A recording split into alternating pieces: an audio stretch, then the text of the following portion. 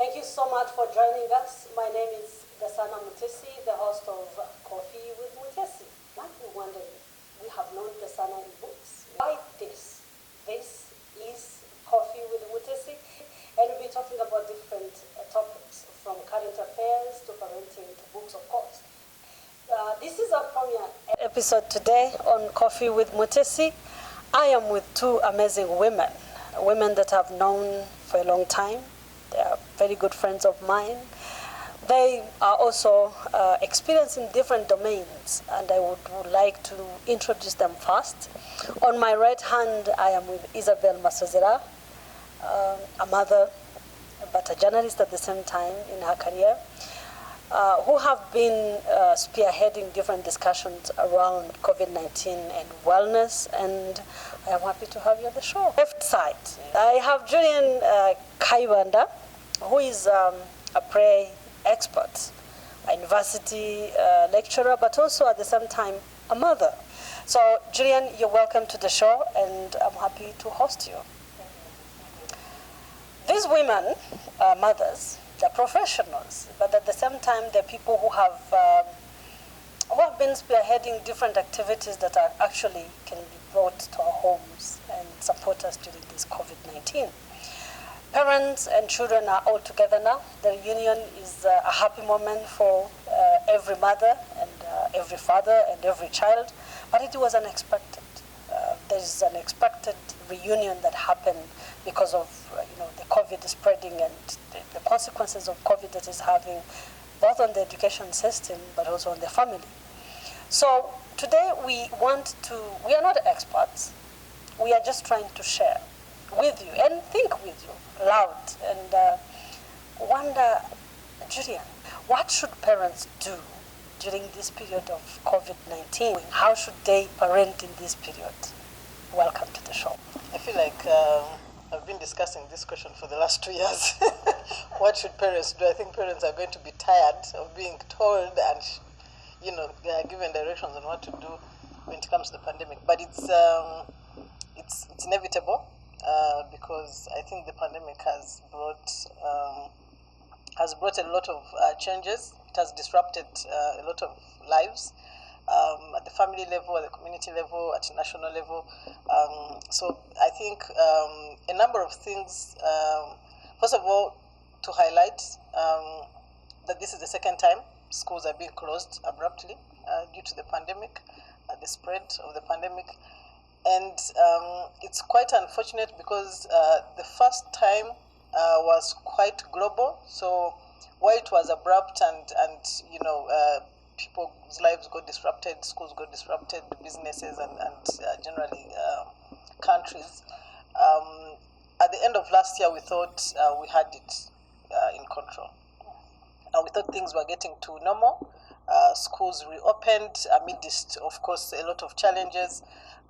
But I think at some point, probably like 3 months ago, we thought things were getting okay. And then all of a sudden now schools are closed again. They close at a time when some students need to sit for their national exams. Sports activities around the country were being revived. In fact, it was very impressive that even inter-school competitions were being revived. I think that the different activities that help kids to recover from the last year of 2020 were kind of kicking into motion. And then now all of a sudden, they've been stopped. So I think one of the key things that I should say is that I hope we are learning lessons. I don't even know which lessons we should be learning and what we've learned, but I hope we've learned. I hope parents, I hope policy leaders, I hope communities, I hope everyone is learning some form of lesson, because we don't know how this is going to go. But to be specific to your question, I think parents will still do what we've been talking for the last 2 years. Parents will have to be understanding of the children that they raise, because you could be raising your own children, you could be raising family children. We know there are children who live in foster homes, there are children who live in different communities that do not even have parents. I think parents and communities and Rwandans in general will have to be understanding of children and the emotions that they go through in such a period. because it's quite a critical moment, not just for children, even for adults. So it is very hard to parent when you're a broken parent, when you're going through those emotions, because we know that the economy had not yet, recovered. People still don't have jobs. People are still, facing hunger issues and poverty levels, and so that already is breaking for the communities. It's already breaking for parents that hold a lot for the children, and so the children get impacted on even more. Like you all agree. So I think parents will have to be very, very understanding. If, imagine a child who was supposed to go to primary 3 in 2020, and now they've completed 2021 and they're still in the same class. We don't even know when they're actually going to the next grade. And then being physical with them, having a lot of activities. I keep saying, I'm very, very passionate about play, and I keep saying play doesn't have to be expensive. You don't need to go to the supermarket to buy toys. You don't need to. Play is all around us. You could run around your community, your house. You could just play riddles. You could, have stories. You could read books if they're available. So anything that stimulates the children, anything that keeps them engaged, and it's not even just for younger children, even for the older children. Actually, for them, they even create their own activities and their own play opportunities. But I also think that the government and the different support that we have through communities for play opportunities should be encouraged. I know that many of the sports activities have been halted, but I think they should let children play activities that don't lead them to get in contact with each other mostly. So those I think should be encouraged. Have children be let outdoors to be able to interact, but keep that distance, but be able at least to interact with their fellow children. So I think obviously when you think of poverty levels and all that, that is very breaking emotionally and in so many other ways. So I think both parents and children should be encouraged to have those conversations, reach out to communities, reach out to leaders, but at the household level, have conversations around that. Understand what are these kids going through, what is bothering them emotionally, because we are definitely going to have to end up with mental health issues where children don't, are really not stable, and we need to have those conversations early on to help them cope with the situation that we are going through, and hopefully that in the next few months, we're going to be able to have them back in school as we have had. Yeah. Isabel, you are a mother. Julian is talking about, having family conversations, trying to find activities that you can do together as a family. You've been talking about wellness. How is wellness going to play a key role during this, this period? Okay. Thank you so much for asking that question, because I feel like it's a profound conversation to have. What role does wellness play in a time like this? And I am not an expert in wellness, but I'm definitely an enthusiast and someone who advocates for prioritizing wellness. Why do I do that? Every time we have a conversation about uncertainty, disruption, you think about children, because as I've often said, we can easily put words to our emotions as grown-ups. And I can't even say that we can easily do that. Maybe let me kind of rephrase that, because not all of us know how to express ourselves. But imagine how hard that is for you, Motesi, as a grown-up, to come to Isabel and say, this pandemic, I've lost my job, I am spending 24 hours with this man that I love so much, but God, do I hate, having to have him in my face all this time, or, it's just different. This is not okay for me. And you're an adult. Imagine a child having to come to you and say how they feel about the fact that they were supposed to do exams and they're not doing those exams. The fact that, despite what's going on in the household, they're able to go and play with their friends and have that as an outlet, and now they don't have it. Can they articulate those emotions into words? No, they can't. So when a pandemic like this happens, they find other outlets. And many times I've had conversations with my friends and they say to me, Isabel, I don't understand what has happened to my child. She was so disciplined. She would talk to me in a respectful way. And now she's throwing tantrums. She's not getting out of her room. I don't even understand my child anymore. And the reason for that, Mutesi, is that this disruption affects them as well, and at a level that they are not equipped to deal with. And many times even us, as adults, we don't know what to do to support them. So wellness is very important. On so many levels, I don't even think we would have enough time to just have like an extensive conversation on that. But what I believe is, in times of uncertainty, in times that are so emotionally draining and mentally draining like this, you have to take care of your own self so that you can be able to take care of your child. When she's afraid of this virus, when she is, angry about the fact that she can't go outdoor, you need to be able to be present, to be empathetic when they need it, to be forgiving if they're throwing tantrums. And we are not wired, I would say, in a way to be all those things, because when we are growing up, we're not shown how to be vulnerable by our parents. My mother is the most loving woman I know, but also she was the reign of terror growing up. She would walk into the house and you better start straightening up everything that is not okay in the house. You are not going to come to her and start crying, my heart is broken because I can't go out to see my boyfriend for the next 7 months because of a pandemic, and that's affecting my relationship as a teenager. No, please, you are not going to have that conversation. So me becoming a mother and having a 10-year-old daughter now that is starting to have a crush on a boy, that is starting to experience certain things, how am I supposed to do that? And I'm not the only one who's asking those questions. I have a lot of my friends who are saying, okay, she's indoors right now. I need to learn to be her friend because I'm the only one in her proximity. My mom was not my friend. How am I supposed to give what I don't have? And to them I say, what I've decided to do, and I think that this is a tip I can share, and a piece of wisdom I borrowed from a great writer, but also somebody who I look up to, Elizabeth Gilbert, who says, I've decided to become a student of what I didn't get. So not knowing is not an excuse. Not having been given an atmosphere that is healthy, that prioritizes your wellness as a child growing up, is not an excuse for you not to give those things to your child. But let me be clear, just wanting to do it is not enough. You have to give it to yourself first. You can't give them what you don't have. So for me, parenting is very simple. Am I creating an atmosphere, even within a pandemic, that is, one, loving, a place that they feel like this home is a place of love.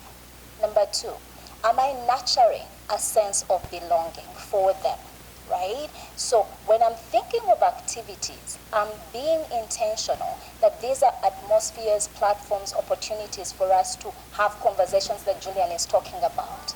How am I doing? My mom has the time and is interested in knowing really how am I doing. She's not going to laugh about it because it's childish. She's going to approach it with compassion. She's going to listen to me. But I can't do those things for her if I'm not doing them for myself. So what are you doing with this time? What is it that you're trying to achieve with this time? I think we all need a strong why, because you can have very many whys, yeah? Why am I, making sure this time is important for our child and ourselves, me and my partner? Could be because we want to bond, right? Could be because we want to create activities, this kind of like distract them, all those are good reasons. But there's always that strong why, the why that is above all the whys. And for me, my why has been their wellness. My why has been, how can I make this time a time of healing, a time of bonding, a time of intentionality? Now that I have them to myself, I've never spent as much time with my kids, to be honest, as I've been made to because of the pandemic. So how can this be a corrective experience, right? How can we heal together? How can we learn together, unlearn certain things together? So how do I make sure that these few months that God has given me, this second opportunity that God has given me, that when we are done with it, I am so confident that I'm raising children who are compassionate to themselves.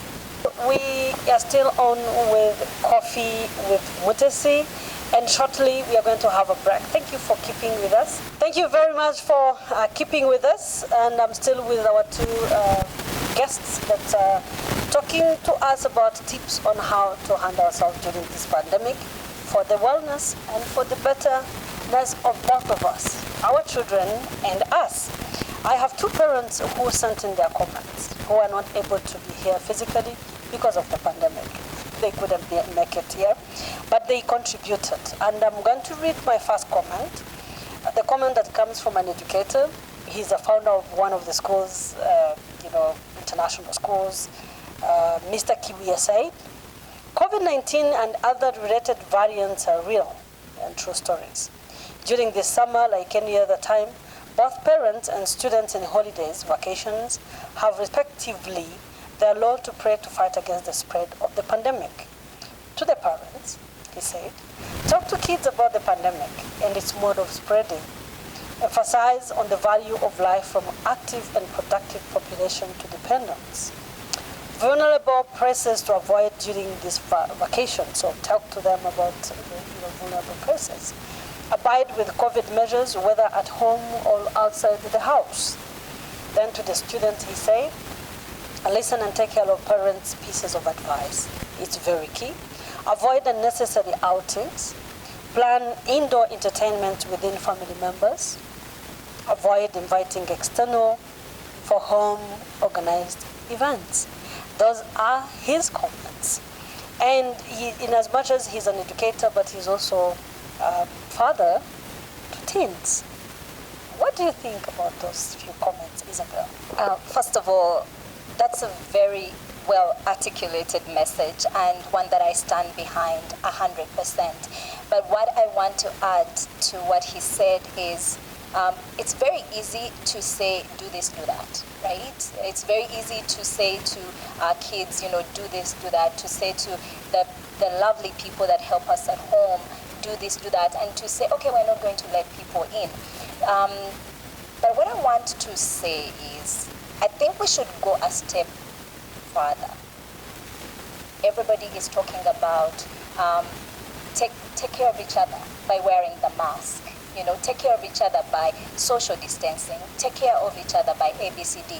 I think what we should do is to explain what it actually means to take care of one another beyond just this pandemic. Because when your children understand what it is to love your neighbor, for those who are Christians, as the Bible says, or what it means to be compassionate to yourself and compassionate to the other person, what it means to really care for the people around you, then these things are going to come easy. When you start to tell them, by making sure your hands are washed, so and so is going to be safe, that's going to be very easy for them to understand. To just wake up and tell your child, okay, you're not going to do this, you're not going to do this, and you're not going to do that, without truly taking the time to explain, I feel like that's where we're getting it wrong. That's where, you find kids who see the teacher coming in and they quickly put on their masks. That's why we have a population which needs the police to run after them, just to tell them the importance of taking care of each other. I think we should be doing more than just talking about this pandemic. I think we should use this pandemic as an opportunity to raise better human beings, to raise human beings that respect themselves as much as they respect other people. To raise human beings that are empathetic, that want good, truly want good for other people. Yeah, so that's what I would like to add to that. Thank you very much, Isabel. By the way, kudos to our government. The measures has been, the government of Rwanda has really taken a lead in making sure that the spread is, captured. And we normally take for granted some of the things that we see. But I think the government of Rwanda have tried, and like you said, we cannot the police or any other authority will not come to your house to tell you to be obedient or not to be disobedient. I think we also, and that is why we are talking about things like this as parents, because you see, everything falls and rises at the laps of parents. By the way, every family, every government, every leader falls and rises at the laps of parents. And that is why we are bringing in this.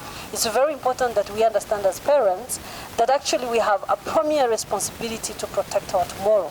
If we don't do that, then I think we are lying to ourselves. We don't love ourselves, we don't love our country, we don't love our planet, period. I have a parent that said, before I go to Julian, a parent who decided that withheld her name, but she said, she's a single mother of teenagers, raising teenagers, and she said, parenting a teen is not easy. Many outside influencers distract our youth and add challenges to parenting efforts. Youth need adults who are there for them, people who connect with them, communicate with them, spend time with them, and show a genuine interest in them. A key parental role is helping teens understand that their health and well-being now and in the future are not simply a matter of chance, but a matter of choice. By engaging in positive parenting, parents can help their adolescent make healthy choices. In addition to that, parents need to engage teens in activities that can keep them busy at home, like home, chores and all that. However, parents need to make these activities more enjoyable and enjoyable, not as punishments.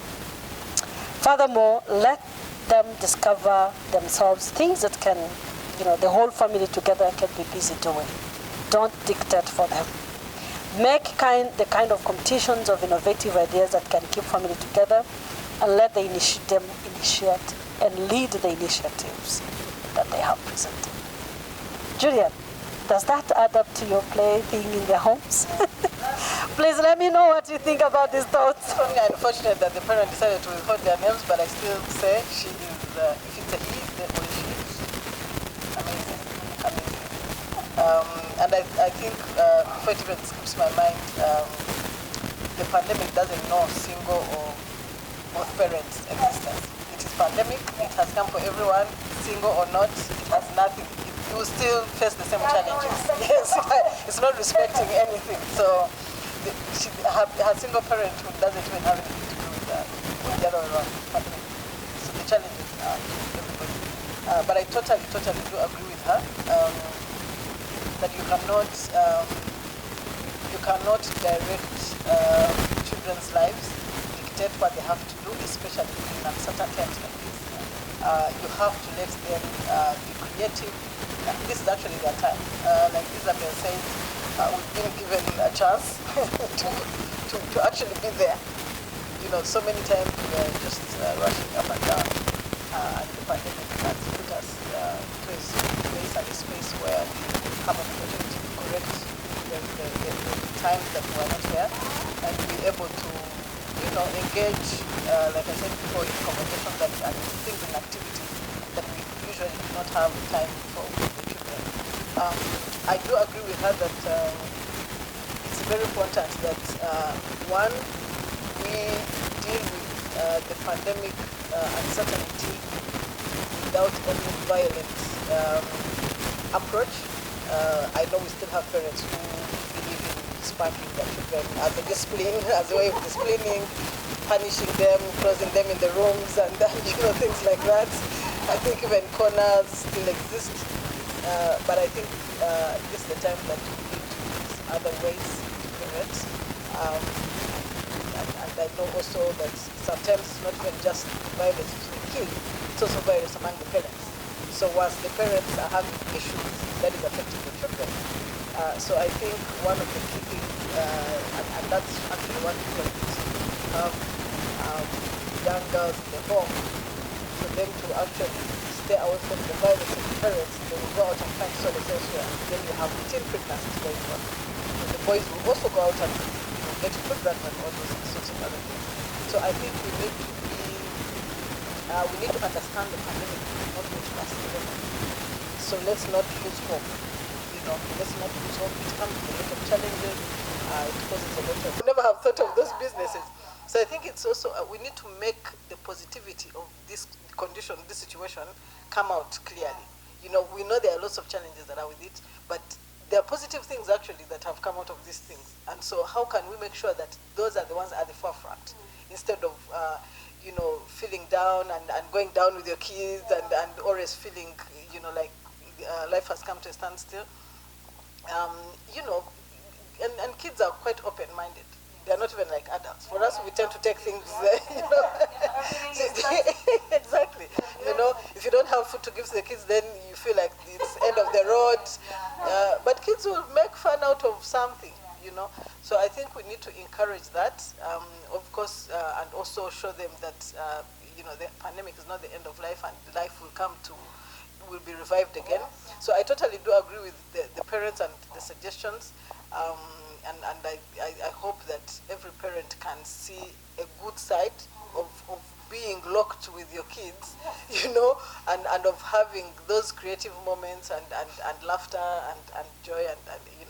So I definitely agree, and I hope that we can all take lessons from each of these things and be able to turn it into a positive situation. Thank you so much for our great contribution over there. So don't lose hope. Keep on, because this pandemic is not going to be. It had yesterday, it had today, and it will have the future. And we will still remain family, no matter what. The only thing to do now is to keep. I feel like I missed out something. I should have invited maybe some of the teenagers on this show to share their experiences, but maybe, they have actually a talk show that they normally do, which is called Elite Teens. They should be able to discuss that. And I know that parents also sneak in and watch those talk shows, even if they are for elite teens. But I think it's very important to know that, your health matters before you can give it out. You can't give what you don't have. Just to add something, one of the best ways you can look at a crisis is to look at it as an opportunity, but a challenge as well. So when you have a time like this that is unusual and is new to you, you can coil and say, oh my God, it's the end of the world, or you can rise to the occasion. And remember, whatever you do, you're modeling for your child. They will do the same tomorrow. So she says children adopt. She says children can pivot.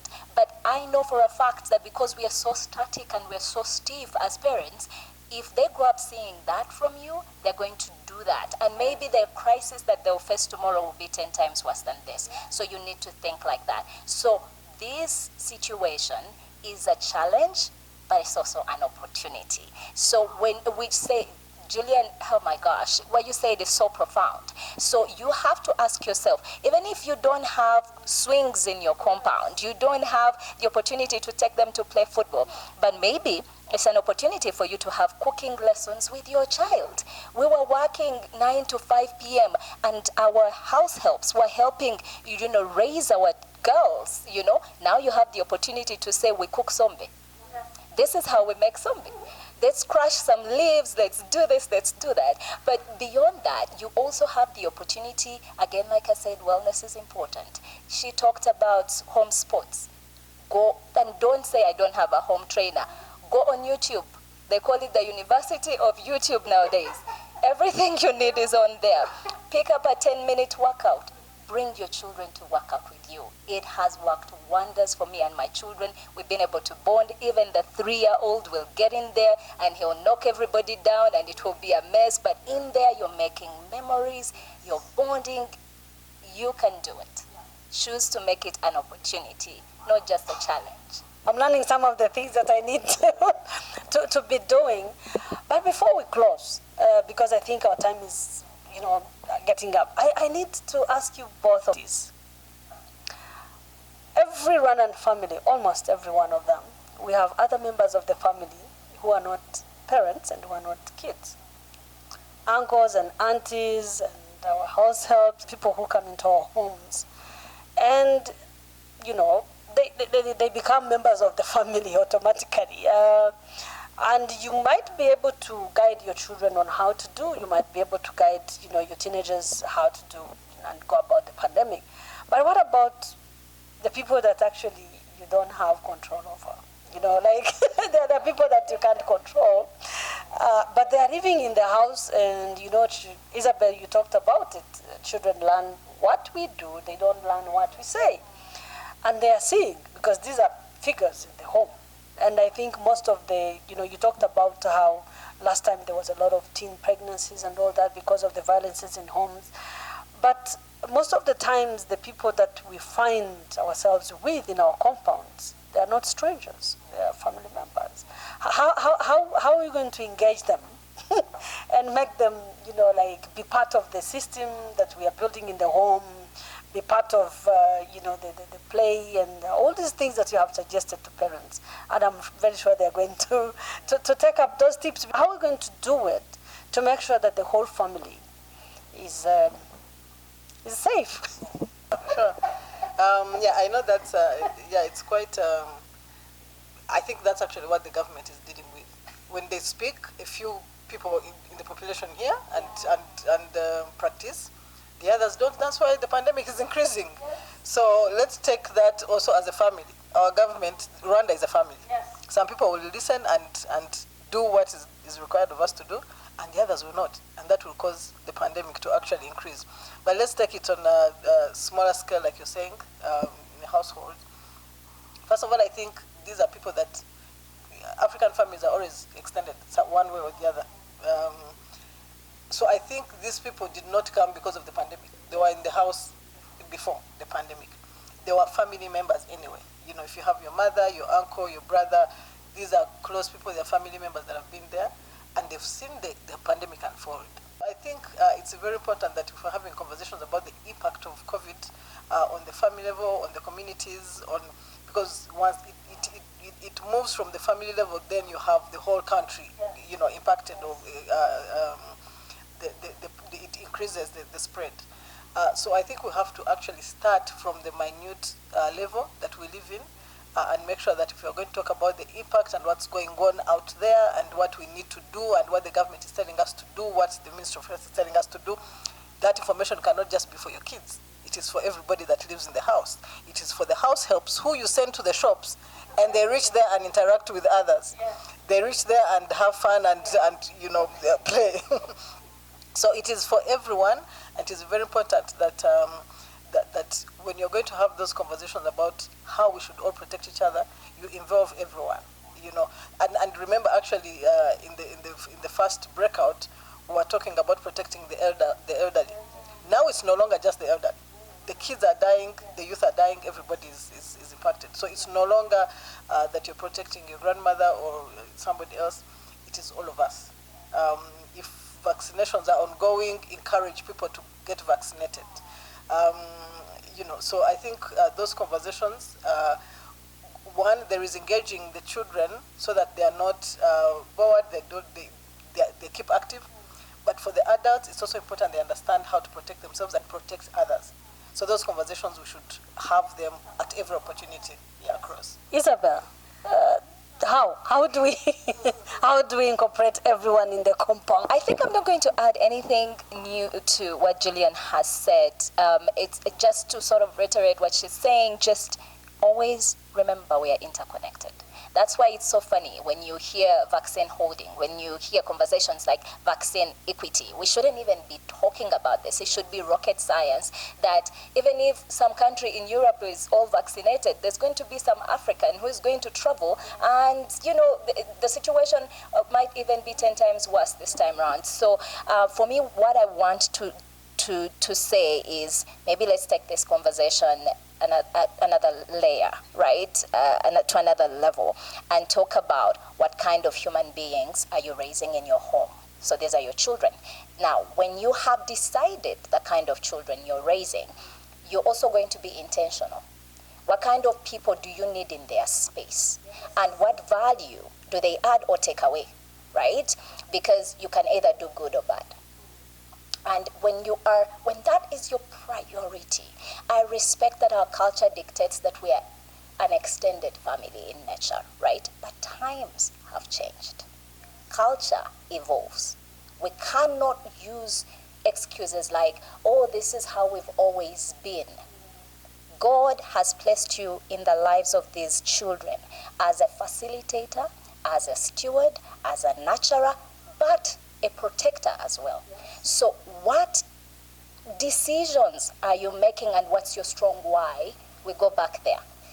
My strong why is I need to create an environment that nurtures a sense of belonging and love. So these people, they need to also belong when it comes to purpose and what I'm trying to do with my children.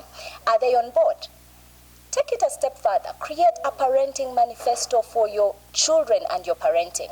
Because, and I know that sounds quite strange and maybe Chinese to some of us, but I like, because I'm not an expert, but I know Julian might be an expert in play therapy, in play education and the purpose of that, right? So I'm going to come to Julian and I'm going to learn from Julian about that. The reason, why did I say that? When I talk about, a parenting manifesto and how that is Chinese, it was Chinese to me. But I remember listening to Brené Brown, an amazing author, about so many topics, which made me curious. How does she parent? If I look up to her in so many other areas, let me find out what her principles are when it comes to parenting. And I was pleasantly surprised when I read about her parenting manifesto. And it's interesting because the things she wanted to, model for her kids are some of the things that I was very intentional about and were non-negotiables for me when it comes to parenting. And so I sat down and I articulated that. And so right now, there are very few people around my children.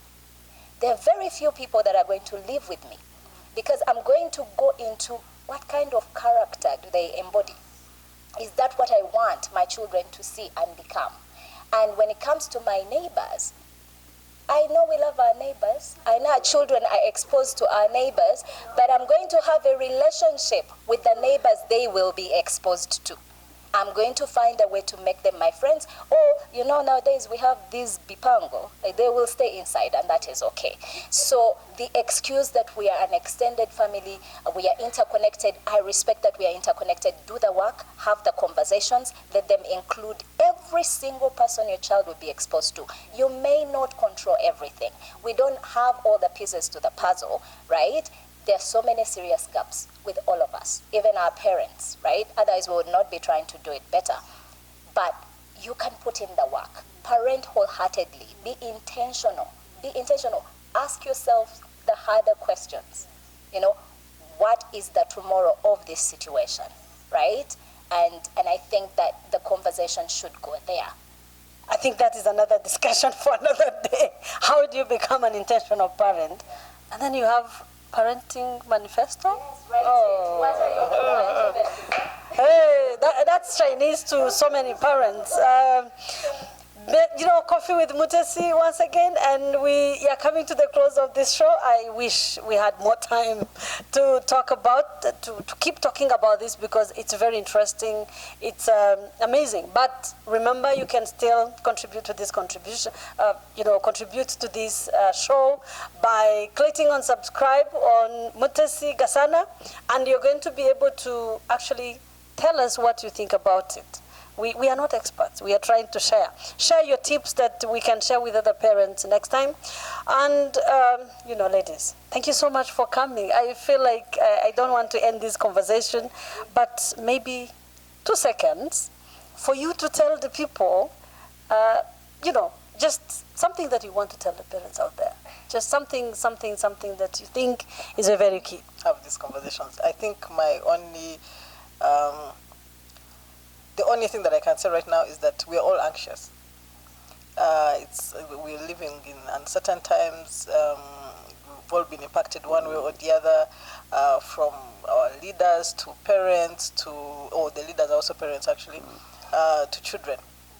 But I think one of the key things that we all need to do is really, really be compassionate to each other, be understanding of each other, and try to encourage the kids to understand that this is not the end of the world. We will overcome the pandemic. and life will go back to normality. So tomorrow to live, don't lose hope. Just keep on hanging there. Things are going to be okay. Isabel. First of all, thank you, ladies. I mean, I feel like I've learned so much from both of you, and to be on the same panel is just incredible. What I'm going to say is something I learned from Julian, actually, in the wise words of Julian, who says, just because I carry my load well does not mean it's not heavy. Now, this is for parents who are seeking perfection in their parenting. Like I said earlier, no one has all the pieces of the puzzle. We all have serious gaps. You're going to fail. It's a pandemic, yes, but even if it wasn't a pandemic, you're going to fail. So be compassionate to yourself. Take care of yourself, you know. Like I always say, if you're not well, the consequences for your children can be quite dire. So take care of yourself.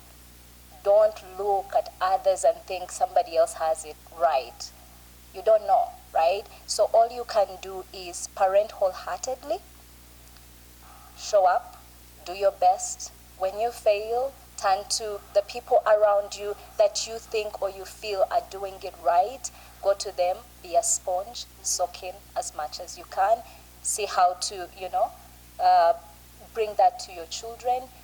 Read, right? Just keep learning, and just parent wholeheartedly. That's all you can do. So basically, put in the heart, don't lose hope, learn, read, play, have all the things that you can do. Life is all about that at the end of the day. And remember, there's no one who is perfect in anything. So when you fail forward. Coffee with Mutesi. See you next time.